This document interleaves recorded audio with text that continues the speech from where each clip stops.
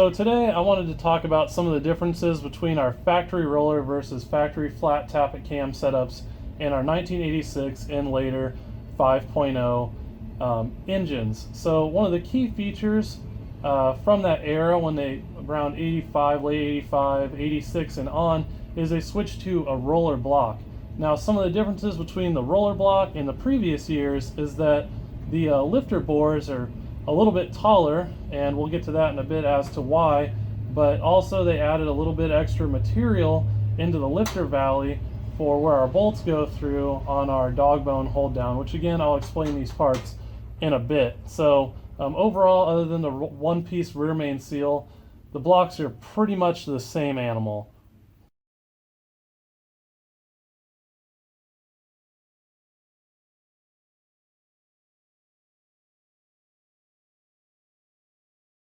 So you can see the roller lifter is much taller than its flat tappet counterpart, and moving forward, that's why Ford opted to have those taller lifter bores, just to contain the movement of this longer lifter and to control that. Now obviously you can still put a flat tappet lifter in there, it's just going to sit a little bit lower in the bore, but you really have no adverse effects. It still accommodates the shorter lifter, but now with that longer bore, it's set up to control this longer lifter that's associated with the roller cam. And as you can see, it's basically just a flat tappet lifter with a little roller grafted onto the bottom of it. That's really the only differences on these hydraulic units.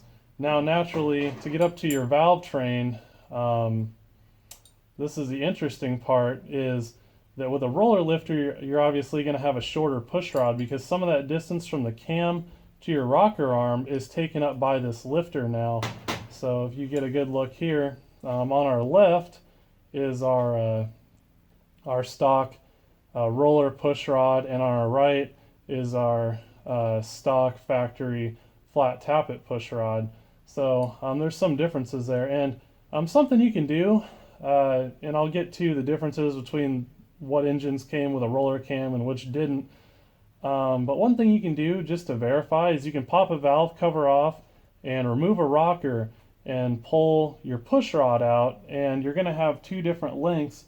One of them's about 6.275 or so, and that is of course your shorter one. If you have your shorter push rod, then you know that you have a roller cam, and you know, that's just a little better components in my opinion. But if it's a longer push rod, where it's about 6.75 or so is the length, then you know that you're dealing with a flat tappet cam.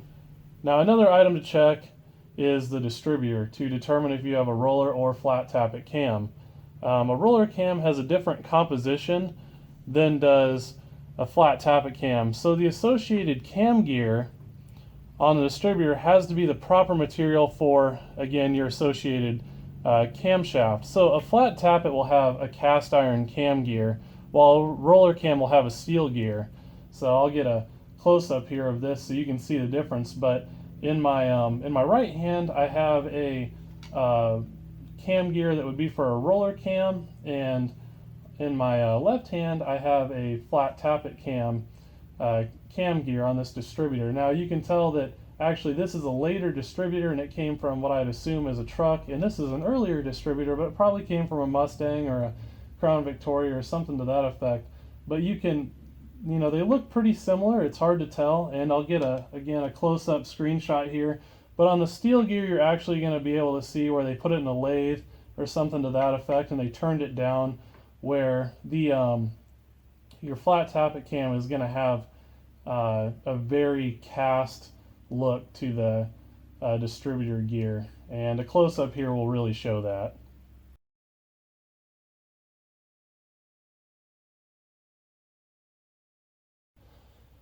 Now one thing you want to keep in mind is you don't want to install the wrong distributor with your wrong camshaft. What will eventually happen is you're going to eat the teeth off of your distributor gear if it's the wrong material, and probably in the process destroy your teeth on your cam and pretty much render it completely useless. So this is something that oftentimes people tend to slip up on this, and it's very important, especially when you're buying aftermarket distributors. You want to make sure that you have steel gear, or a compatible material if you have a roller cam. Where if you have a flat tappet, you want to make sure that you have a good cast iron gear for that, or else you'll probably be sorry and regret it. So just a little added tech info here in comparing your flat tappet cam and your roller cam is actually the operation between the two is slightly different. So we'll start out with our flat tappet cam here, which I left the varnish on this one. It recently came out of a 351 Windsor in particular, but it's the same design as you're going to have on your 302. But as you see here, the varnish only takes up half of the cam lobe. Now why this is because the flat tappet cam is actually tapered. The lobes are tapered to induce a rotation on your lifter. Now if you ever have this go down where it flattens out, it's immediately going to destroy this lifter and destroy the cam lobe, and you're going to have a situation where I guess you wiped the cam lobe. Now you're going to want to run zinc with this so this doesn't happen. I'll get more in detail with that here in a bit. But basically the general operation is as this cam lobe rotates on this lifter, it's going to induce a spin on this lifter, which helps it to last as long as possible.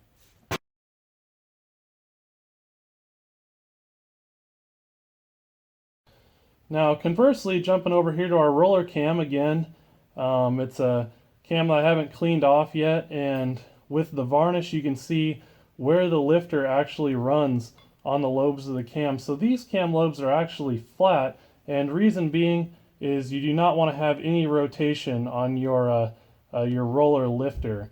So we can get to our items here. So this kind of accounts for why you have some extra components in the lifter valley of your roller engine.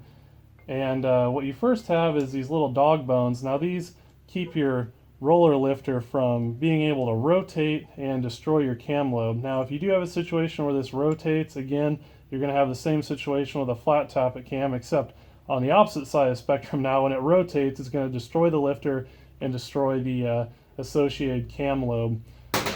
But in this piece here, you're going to see in your lifter valley, and that added material that I referenced in the lifter valley is for the hold down, for the threads for the bolt to hold your dog bone hold down onto your block, and that comes down your dog bones and prevents those from, I guess, getting away from your lifters.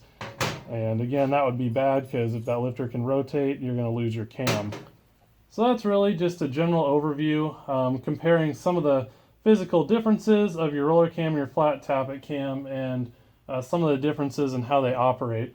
Now, Motor Trend actually did a very well put together video on comparing the performance of these two cams, where they ran it in the same engine on a dyno test, which I'll link below. But since they've already went ahead and did this, I just want to run through my brief overview comparing the two from, I guess, a performance aspect. Now with the roller cam, it allows for much more aggressive ramp angles due to the roller lifter design, which gives us the opportunity to have more lift without using as much duration in the cam. Now what I like about this is that you don't have to bleed off as much compression to have the effects of a larger cam. So with duration, the longer the valves are open, the more of that effective piston stroke that you are not getting to take the opportunity to take advantage of, which bleeds off your dynamic compression. So for us garage mechanics, the roller cam is nice as it allows us to make minimalistic changes in order to retain a functional dynamic compression ratio. And really, from a performance perspective alone, the ramp angle is the key performance advantage over our flat tappet cam back here.